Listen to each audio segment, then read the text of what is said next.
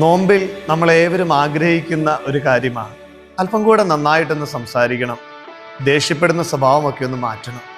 പ്രാർത്ഥിക്കുമ്പോൾ ഈശോ നമുക്ക് നൽകുന്ന മനോഹരമായ അഭിഷേകമുള്ളൊരു വചനം വിശുദ്ധ പൗലോസ്ലീഹ കൊളോസ്യർക്ക് എഴുതിയ ലേഖനം 4-ാം അധ്യായം 6-ാം തിരുവചനം. നിങ്ങളുടെ സംസാരം എപ്പോഴും കരുണാമസൃണവും ഹൃദയവുമായിരിക്കട്ടെ. ഓരോരുത്തരോടും എങ്ങനെ മറുപടി പറയണമെന്ന് നിങ്ങൾ മനസ്സിലാക്കിയിരിക്കണം. ഈശോയെ, ഞങ്ങളുടെ സംസാരത്തെ അങ്ങ് ഏറ്റെടുക്കണമേ. ദിവികാരുണ്യ ആശീർവാദത്താൽ ഞങ്ങളുടെ ജീവിതത്തെ ധന്യമാക്കണം.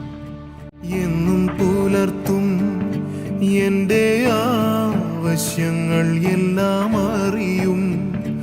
ദുഃഖനാളിൽ കൈവിടാതെ തൻ്റെ ചിറകിൻ നിഴലിൽ മറയ്ക്കും.